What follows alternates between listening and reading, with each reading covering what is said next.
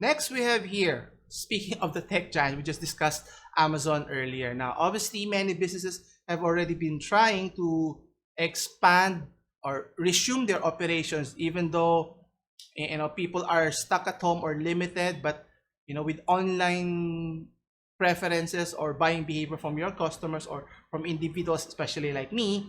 So the question here is, what can they do? So obviously Amazon's demand has increased dramatically, and they need those frontliner people, whether delivery or in their warehouses, have to rely on those people to provide those services. But at what cost? Obviously, people are congregating in one particular facility, and guess what? It's unavoidable to get infected with the COVID-19 situation here. And as you can clearly see here, and if it weren't, I won't say a whistleblower, but according to reports that you'll be surprised how many people tested positive in the workplace, by as much as 20,000 people. Now, for me personally, I think it's a very high amount, but I guess for Amazon, it's a number that they can live with. So let's take a closer look here. As I mentioned, almost 20,000 Amazon workers in the United States test positive for COVID-19. That should, cause some alarms if you're a multi-billion company like Amazon is.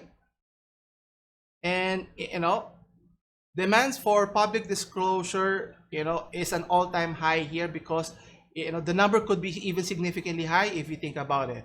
And they've already faced scrutiny in terms of their practices of firing people if they are voicing out their concerns. And now you have reports, or not just reports, but actual cases being reported, as much as 20,000 people getting infected. So what is the company supposed to do? Should they stop operations? How to deal with it? It's a PR nightmare if you think about it. Now, here's the key point. It's stated here, according to Amazon, the analyst suggested that the rate of infection among 1.4 million workers at Amazon and its Whole Foods subsidiary is considered lower compared to other broader US population.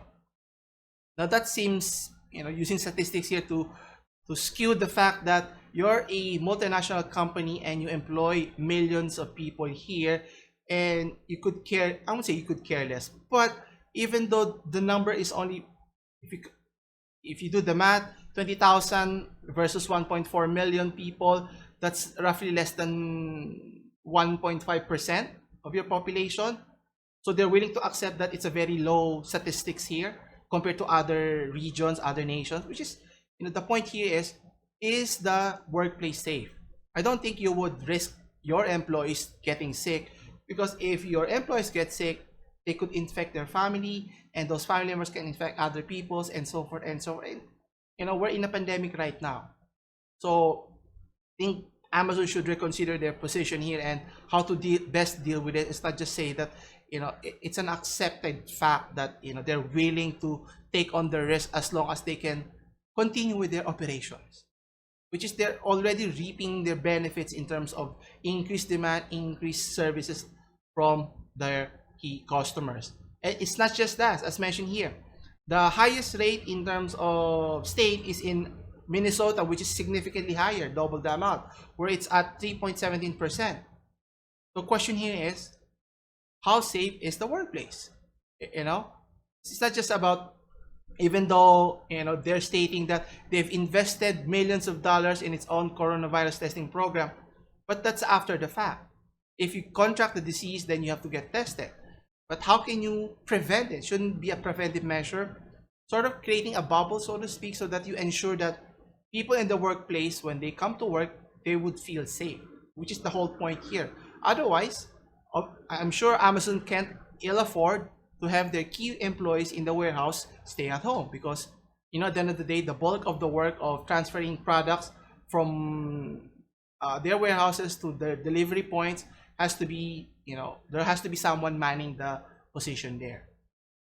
And according to a US activist group, Athena, and they stated Amazon allowed the COVID-19 to spread like wildfire in its facilities, okay, risking the health of tens of thousands of people who work at Amazon, which goes back to my point.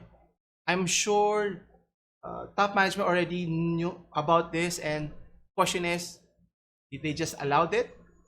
And would there be any ramification in terms of any wrongdoing on their part, or mismanagement, or careless?